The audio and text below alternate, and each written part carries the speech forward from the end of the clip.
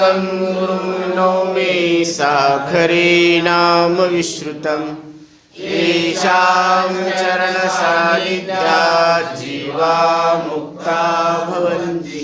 साखरे वंशविख्यातं ज्ञानदानपरायणं विनायकं गुरुं वन्दे भववन्दमुक्तये। ज्ञानप्रतापविलसद्वचनामृतं च अद्वैतभावपटुतायितबुद्धिरस्य ज्ञानेश्वरस्तु भगवान् अवतीर्णैव श्रीरङ्गनाथ गुरुराज नमोऽस्तु तुभ्यम्।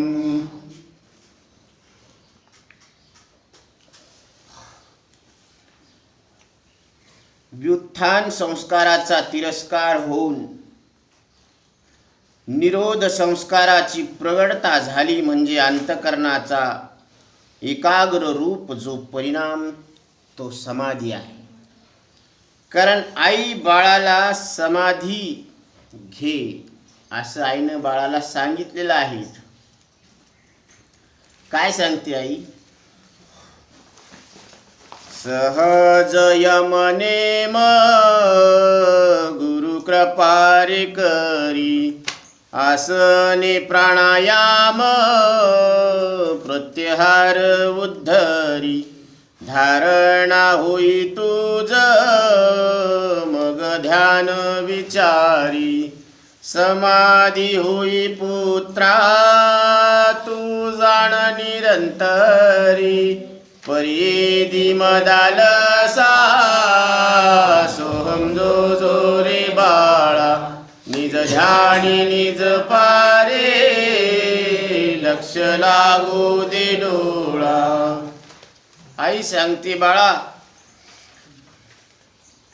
या निर्विकल्प समाधीमध्ये किंवा समाधीमध्ये दोन प्रकार आहेत, एक सविकल्प समाधी आणि दुसरा निर्विकल्प समाधी।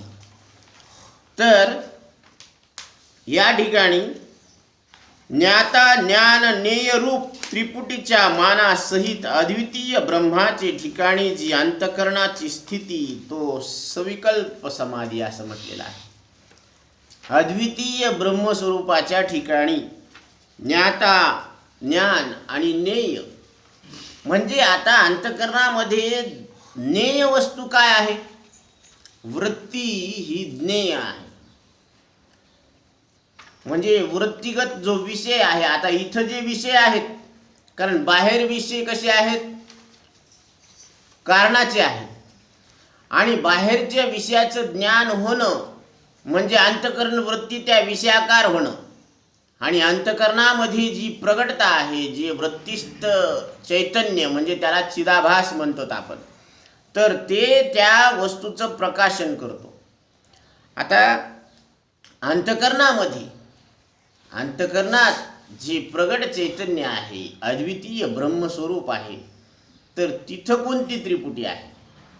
कारण इथं जो विषय आहे तो ब्रह्मच आहे, आणि इथं जी वृत्ती त्याचा आकार धरणार आहे ती ब्रह्माचाच धरणार आहे, आणि ज्याला ज्ञान होणार आहे ते आपण ब्रह्मरूपच आहोत। म्हणजे इथं सुद्धा त्रिपुटी आहे, ज्ञेय ज्ञाता आणि ज्ञान। जसं बाह्य पदार्थ विषयाचं आपल्याला ज्ञान होत असतं त्यावेळेस त्रिपुटी घेतो आपण, आणि तुकोबराय सांगतात सांडिली त्रिपुटी दीप उजळला घटी। सांडिली त्रिपुटीचा त्याग करावा लागतो। मग आपल्याला रूपाचं ज्ञान करून घ्यायचं असेल तर रूप असावा लागतं, अंतकरण वृत्ती डोळ्यातून रूपाकार व्हावी लागते, आणि त्या रूपाला वृत्तिस्थ चिदाभास म्हणजे वृत्तीत जे प्रगट चैतन्य आहोत ते आपण त्या रूपाला प्रकाशन करावं लागतं। लक्षात यायला ना विषय? हां, तर कारण हे पुढं समाधी आहे, ही स्टेप आहे, ही आपली बाह्य स्टेप आहे। कारण बाहेरच्या विषयाचं ज्ञान कसं होतं आपल्याला अंतकरणात हे स्पष्ट व्हायला पाहिजे, मग त्या रूपाचं ज्ञान आपल्याला अंतकरणात होत असतं। मग ते रूप बाजूला झालं, दुसरं रूप आलं. मग त्याच पद्धतीनं अंतःकरण वृत्ती त्या रूपाकार झाली. परत अंतःकरणात वृत्तिस्थ चिदाभास म्हणजे वृत्तीमध्ये जे प्रगट चैतन्य आहे त्या आपण त्या वस्तूचं प्रकाशन केलं आणि मग कळालं की हे गुलाबाचं फूल आहे, हे बोरं आहेत, हे बोळके आहेत. कारण संक्रांतीला काय होतं काल? बोळके बोरच होते ना, सगळ्याला वाण द्यायची गडबड होती ना. म्हणून वाण कशाने कळालं? म्हणजे डोळ्याद्वारेच भूतकांडे, बोर, तिळगुळ, म्हणून हे सगळं बाह्य विषय आहेत आणि या बाह्य विषयाचं ज्ञान अंतःकरणामध्ये इंद्रियाद्वारे आपल्याला झालेलं आहे. मग इथं त्रिपुटी आलेली आहे. आता इथं मात्र जे ज्ञान होणार आहे, जे ज्ञेय आहे ते ब्रह्म आहे आणि ज्ञान अंतःकरण वृत्तीतच होणार आहे. कारण ही वृत्ती आता अंतर्मुख होणार आहे, बाहेर नाही येणार. आणि जो ज्ञाता आहे तो मी ब्रह्मरूप आहे, म्हणून आपणच आपल्याला विषय होणार आहोत. म्हणून ही सविकल्प समाधी आहे. त्यातही शब्दानुविद्ध आणि शब्दाननुविद्ध असे दोन प्रकार सांगितलेले आहेत. मी ब्रह्म आहे या शब्दाने अनुविद्ध म्हणजे सहित तो शब्दानुविद्ध आहे. मी ब्रह्म आहे अशा धारणेनं जी होते त्याला काय म्हणायचं? शब्दानुविद्ध म्हणायचं. आणि शब्दरहित तो अननुविद्ध म्हणावा. अननुविद्ध शब्दरहित म्हणजे आता मी ब्रह्म आहे ही वृत्ती सुद्धा गळाली, त्याला शब्द ननुविद्ध म्हणायचं. थोडासा बारकावा आहे, शब्द नाही म्हणून शब्द ननुविद्ध. आणि शब्दानुविद्ध म्हणजे मी ब्रह्म आहे हे स्फुरण मात्र आहे. मग ही सविकल्प समाधी आहे. पण याच्यामध्ये मी ब्रह्म आहे असं स्फुरण राहिलं की त्याला शब्दानुविद्ध म्हणायचं. आणि मी ब्रह्म आहे ही वृत्ती सुद्धा निमाली, त्याला शब्दाननुविद्ध म्हणायचं. एवढाच फरक आहे. पुढे सांगतात त्रिपुटीचे भान रहित अखंड ब्रह्माकार अंतःकरण वृत्तीची जी स्थिती ती निर्विकल्प समाधी म्हणावं. म्हणजे त्रिपुटीचं भान जिथं नाही आता आणि अखंड ब्रह्माकार वृत्ती आहे त्यालाच काय म्हणायचं? निर्विकल्प. अशी जी अंतःकरणाची स्थिती आहे. सविकल्प समाधी साधन आहे आणि निर्विकल्प समाधी त्याचे फल आहे. कारण सविकल्प समाधी, आता विकल्प तर येणारच ना अंतःकरणात. अंतःकरण विकल्पाशिवाय राहतच नसतं, म्हणजे त्याच्यामध्ये संस्कार राहणारच. पण ते संस्कार सुद्धा उद्भूत होत नाहीत अशी स्थिती, त्याला काय म्हणायचं? निर्विकल्प समाधी. काल आपण उदाहरण घेतलं ना की घंटानाद केल्याबरोबर त्या नादातच आपलं अंतःकरण क्षणभर का होईना निरामय स्थितीला जाऊन पोहोचत आहे. म्हणजे तिथं घरातला विचार नाही, पोथीतलाही विचार नाही, ती निर्विचार स्थिती, यालाच म्हणायचं ब्रह्मस्थिती, यालाच म्हणायचं निर्विकल्प समाधी. मग हाच कालावधी काय करायचा? वाढवायचा. हा कालावधी वाढवणं म्हणजे निर्विकल्प समाधी. म्हणून सविकल्प समाधीत त्रिपुटी रूप द्वैत जरी प्रतीत होते तरी मृत्तिका विकाराला मृत्तिका जाणून मृत्तिका विकार घटादी प्रतीत होत असतानाही मृत्तिका रूपच प्रतीती होते. त्याप्रमाणे हे ते द्वैत ब्रह्मरूपच प्रतीत होते. कारण ते द्वैत जे आहे ते सुद्धा ब्रह्मरूपच आहे. निर्विकल्प समाधीतही ते द्वैत असतेच, परंतु पाण्यातील मिठाप्रमाणेच त्याची कोणत्याही रीतीने प्रतीती होत नाही. जसं पाण्यामध्ये मीठ असतं पण त्याची प्रतीती वेगळी होते का? नाही. तसं तिथं सुद्धा त्रिपुटी आहे, पण ती त्रिपुटी द्वैताला कारणीभूत ठरत नाही. परंतु सुषुप्ती आणि निर्विकल्प समाधी यात भेद आहे. सुषुप्तीमध्ये ब्रह्माकार वृत्तीचा अभाव असतो, झोपेमध्ये हे मन अज्ञानात लीन झालेलं असतं, म्हणून ब्रह्माकार वृत्ती होत नसते. तिथं त्याचा काय असतो? अभाव असतो. आणि निर्विकल्प समाधीत ब्रह्माकार वृत्ती असतेच, परंतु तिचे भान होत नाही. भान होईल तर ती सविकल्प समाधी होईल. कारण जर भान म्हणावं तर सविकल्प समाधी होईल. आणि निर्विकल्प समाधीमध्ये ब्रह्म असतं पण त्याचं भान नसतं. भान होईल तर ती सविकल्प समाधी, म्हणून भान होत नाही असे म्हटले आहे. निर्विकल्प समाधी अद्वैत भावनारूप आणि अद्वैत स्थानरूप असा 2 प्रकार आहेत. आता निर्विकल्प समाधीमध्ये सुद्धा 2 प्रकार आहेत. अद्वैत ब्रह्माकार अंतकरणाच्या अज्ञात वृत्तीसहित असते, ती अद्वैत भावनारूप. म्हणजे ब्रह्माकार अंतकरणाच्या अज्ञात वृत्तीसहित जी असते तिला काय म्हणायचं? अद्वैत भावनारूप. कारण तिथं भावना आहे ना. आणि याच अद्वैत भावनारूप समाधीचा अभ्यास दृढ झाला असता ब्रह्माकार वृत्तीही शांत होते. म्हणून वृत्ती रहितास अद्वैत स्थानरूप निर्विकल्प समाधी म्हणतात.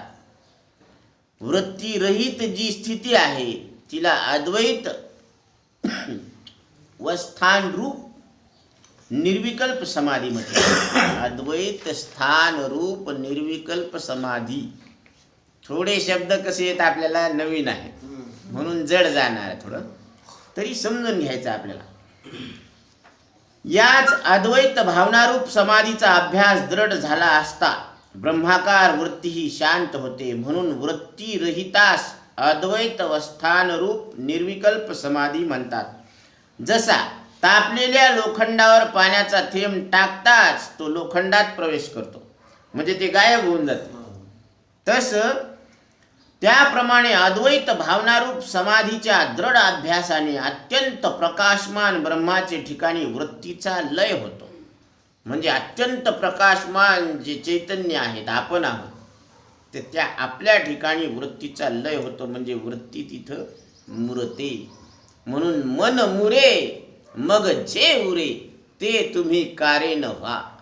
म्हणून ते तत्व अद्वैतावस्थान रूप निर्विकल्प समाधी मुख्य फलरूप आहे आणि अद्वैत भावनारूप समाधी त्याचे साधन आहे. सुषुप्तीतील आनंद अज्ञानाने आवृत्त असून वृत्तीचा लय अज्ञानात होतो. कारण झोपेमध्ये जो आनंद आहे तो अज्ञानात आहे, अज्ञानाचं आवरण आहे आणि म्हणून त्याचं लय अज्ञानात होतो. मग सकाळी उठून आपण काय म्हणतो? मी सुखानं झोपलो होतो, काही जाणत नव्हतो. याचा अर्थ तिथं अज्ञान होतं, अज्ञानाचं आवरण होतं, म्हणजे झाकण होतं, न कळणं होतं ना तिथं. तुम्ही होते, आनंद होता आणि न कळणं होतं. म्हणून अज्ञान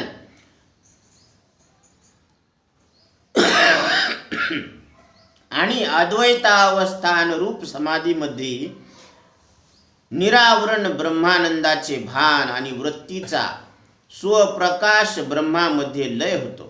सुषुप्तिवान आणि अद्वैतावस्थान रूप समाधीवान हे दोघेही पाहणारास निश्चल दिसतात, परंतु त्याच्यामध्ये भेद आहे.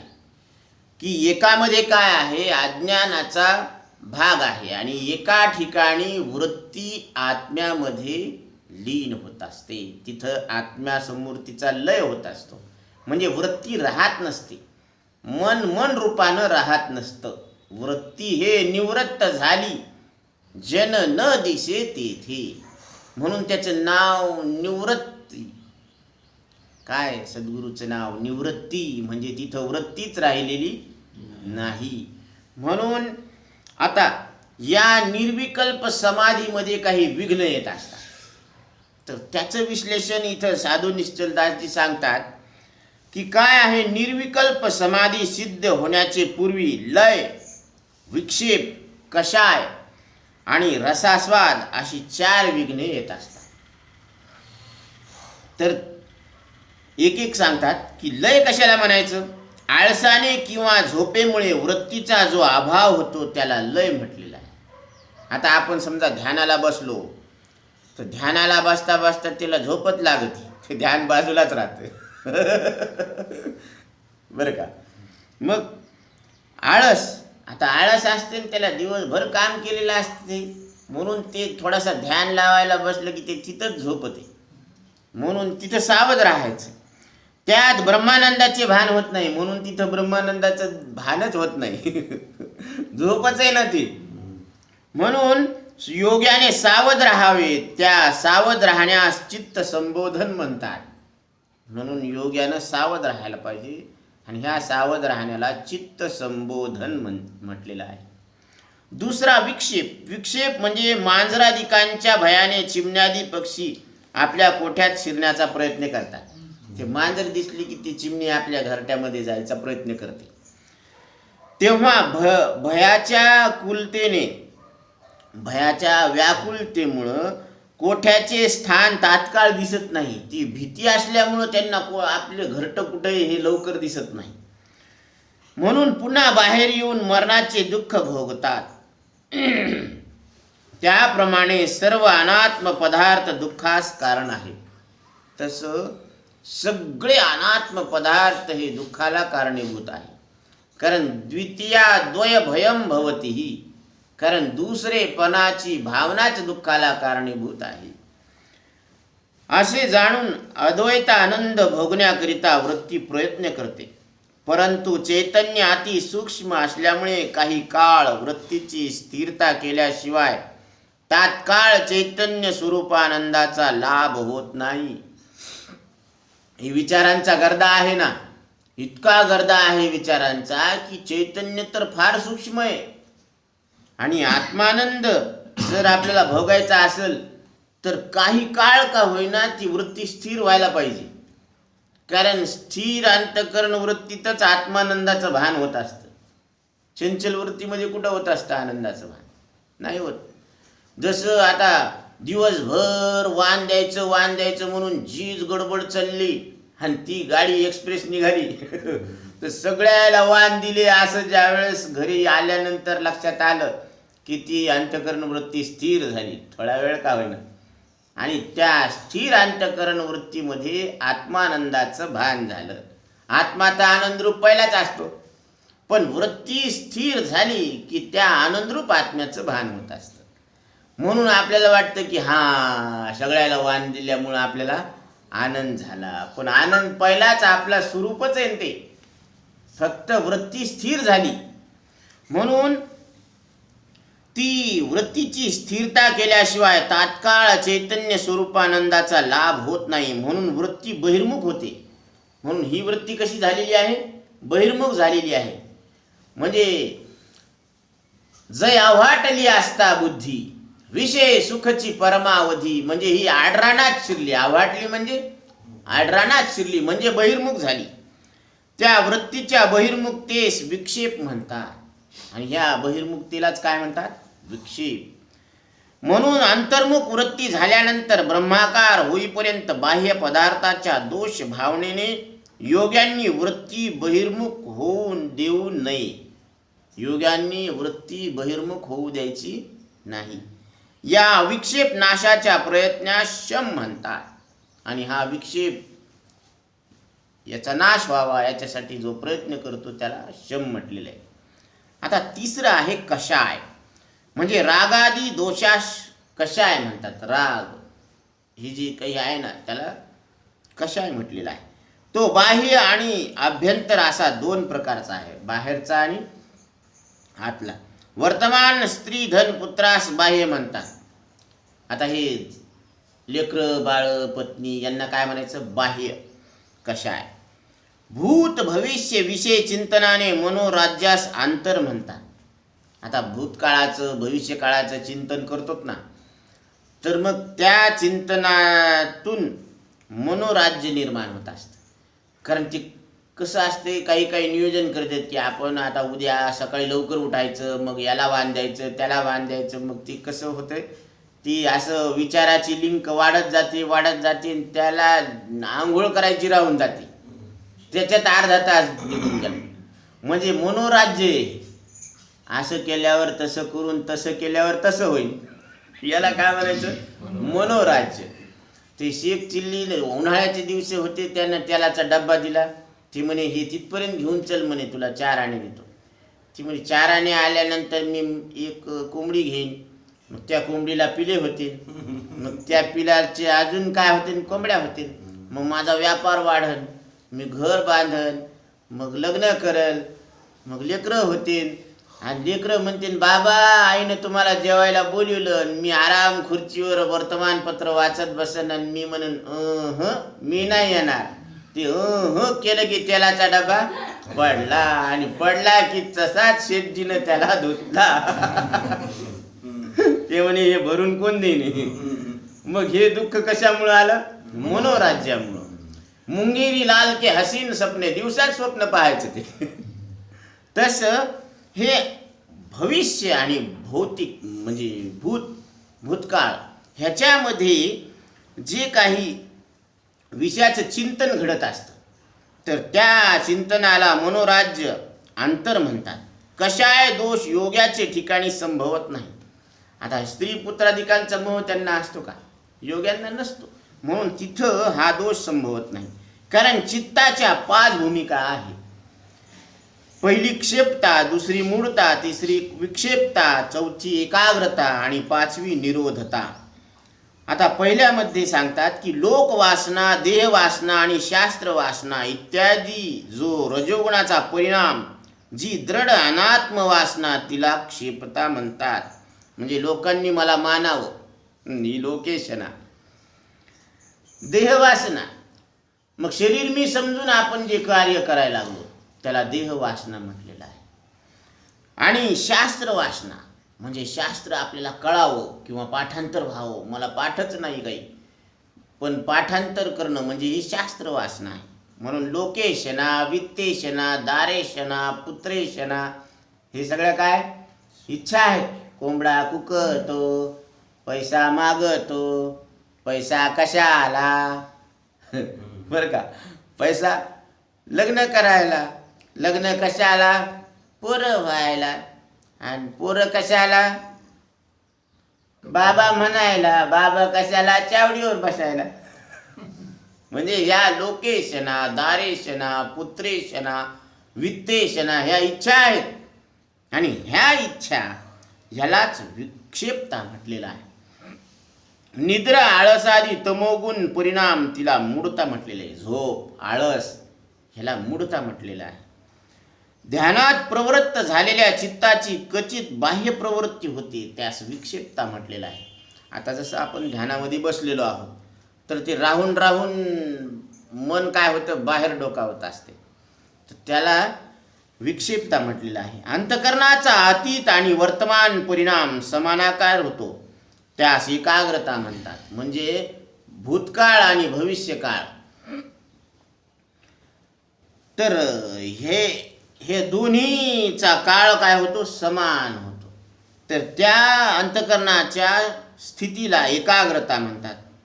याचा अभिप्राय अंतकरणाचा सर्व परिणाम समाधीकाली ब्रह्माशीच विषय करतो. अतीत आणि वर्तमान परिणाम ब्रह्माकार होतो, म्हणून समानाकार म्हटले आहे. कारण हे जे काही आकार व्हायला लागलेत ते ब्रह्माशीच एकरूप व्हायला लागलेत ना, म्हणून त्याला काय म्हटलेलं आहे, एकाग्रता. त्या एकाग्रतेच्या वृद्धीस निरोधता म्हणतात. म्हणजे अंतकरणामध्ये आता विषयाचं स्मरण होत नाही, मन हे बाहेर जायचा प्रयत्न करत नाही. तर ही जी समजा स्थिती आहे ती वाढवली की तिलाच म्हणायचं निरोधता. म्हणजे ते मन आता बाहेर येत नाही, तिथंच रमलं ते. या अंतकरणाच्या 5 भूमिका म्हणजे 5 अवस्था आहेत. या चित्ताच्या 5 अवस्था आहेत.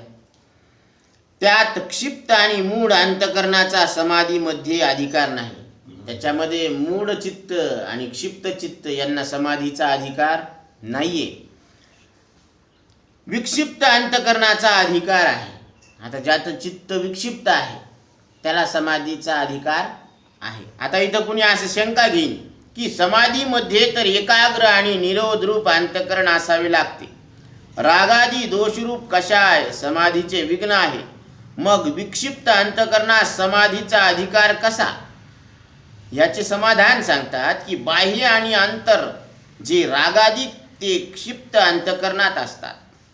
म्हणजे बाहेरचे किंवा आतले जे राग आदी आहेत ना, तर ते क्षिप्त अंतकरणात असतात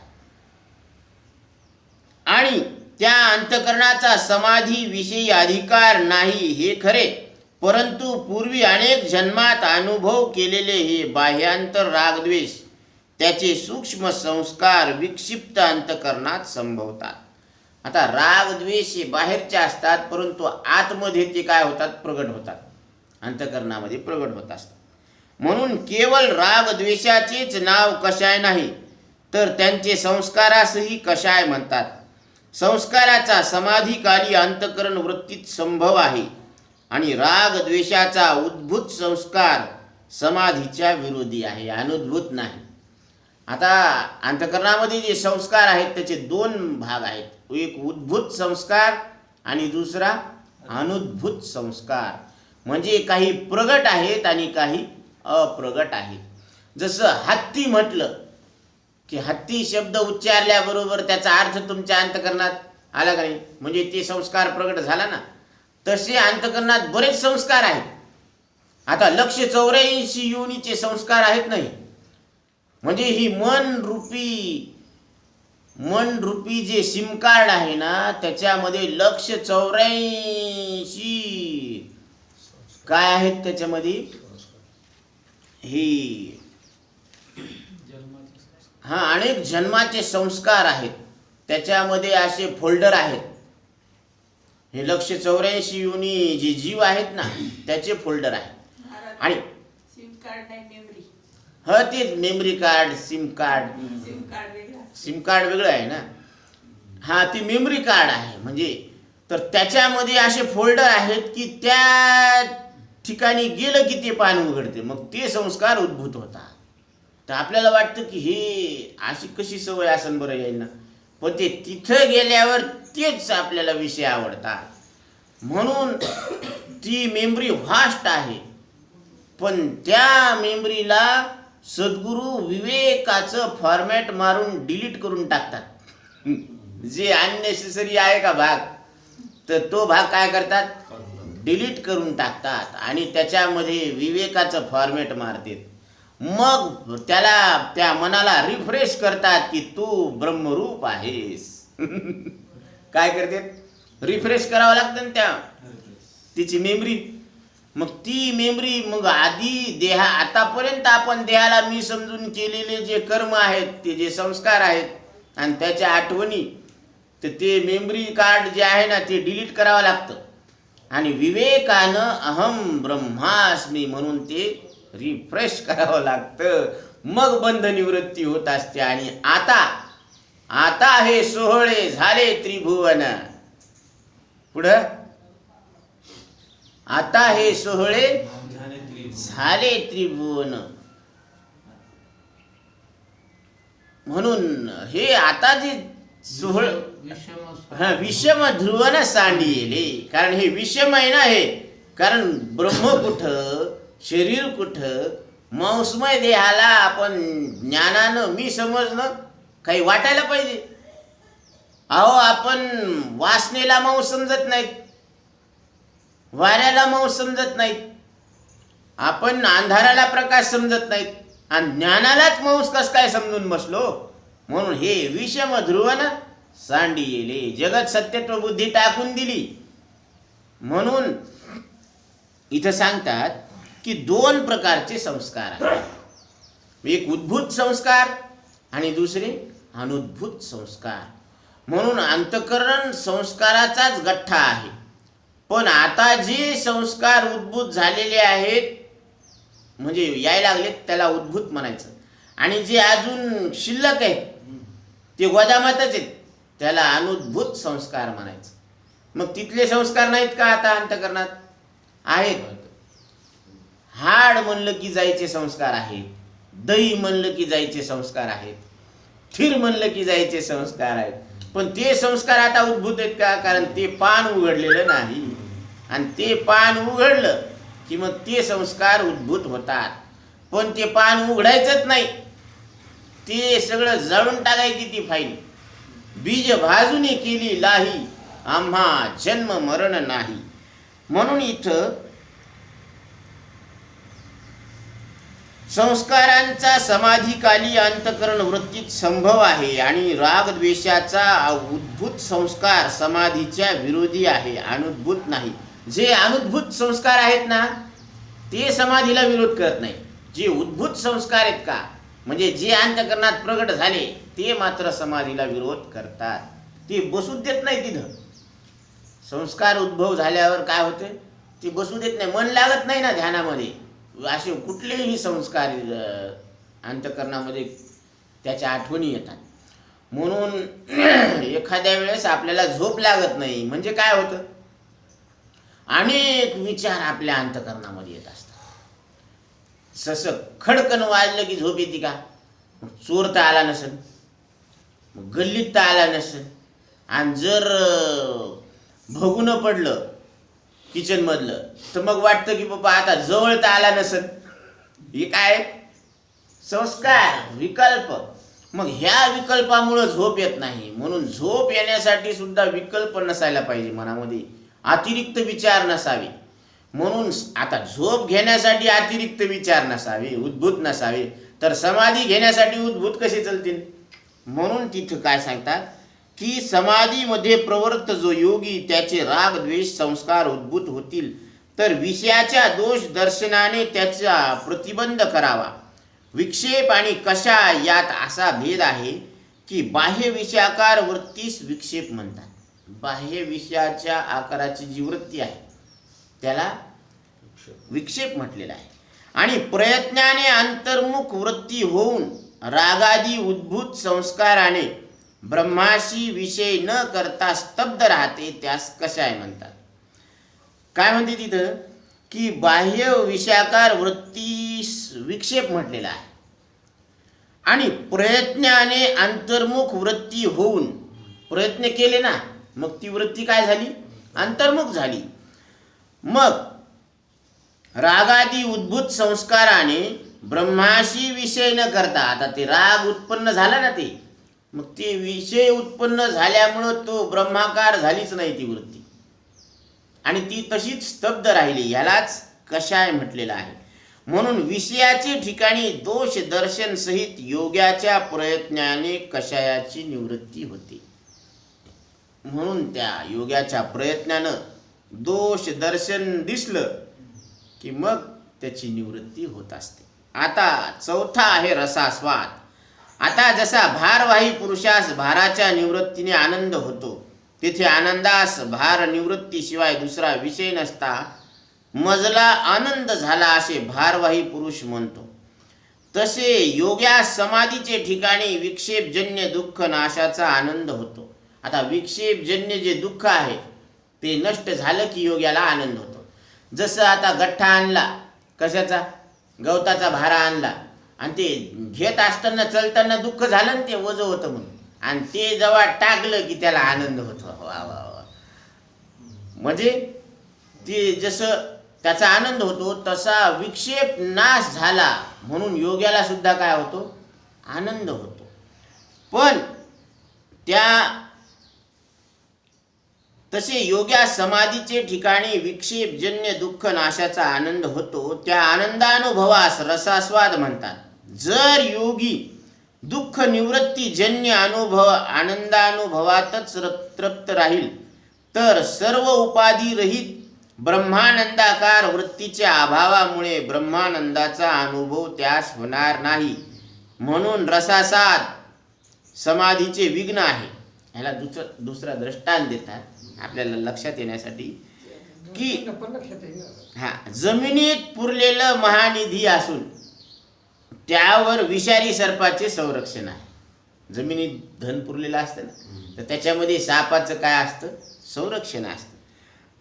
तर निधी प्राप्त करून घेणाऱ्या पुरुषास सर्प निवृत्तीचा जो प्रथम आनंद होतो त्या आनंदात तृप्त राहून द्रव्य प्राप्तीचा उद्योग केला नाही तर त्यास निधी प्राप्तीचा परमानंद प्राप्त होत नाही.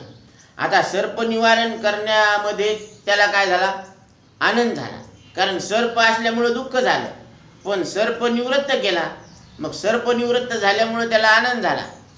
पण तितक्यातच आनंद जर मानू लागले तर ते निधी काढायचा आनंद राहून जाईल ना, त्याचा उद्योग कसा करता येईल.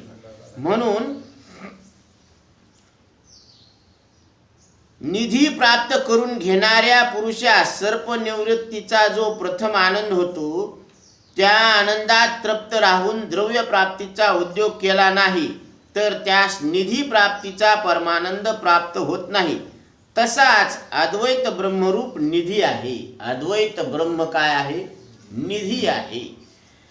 देहादी अनात्म पदार्थ प्रतीती रूप जो विक्षेप तो सर्प आहे. आता देहादी अनात्म पदार्थ जे आपल्याला प्रतीती व्हायला लागली ना, तर तो विक्षेप आहे, तो विक्षेप रूपी सर्प आहे. आणि तो विक्षेप सर्प निवृत्त झाला असता जे आनंदाचे आस्वादन म्हणजे अनुभव ते निधी रूप अद्वैत ब्रह्म प्राप्तीजन्य महानंदाच्या प्राप्तीस प्रतिबंध आहे. म्हणून रसास्वाद विघ्न म्हणतात, किंवा सविकल्प समाधीच्या त्रिपुटी रूप आनंदात तृप्त राहिल्यास निर्विकल्प समाधीचा आनंद प्राप्त होत नाही. अशी निर्विकल्प समाधीस 4 विघ्ने आहेत, ती समाधीच्या आरंभी होतात. म्हणून सावधान राहून विघ्नांचा प्रतिबंध करावा. तर इथपर्यंत निर्विकल्प समाधी, त्यातील विघ्न आणि त्याच्या विघ्नाच्या निवृत्तीचे उपाय सांगितलेले आहेत साधू निश्चलदासजी. पुंडलिका वरदे हरी विठ्ठल श्री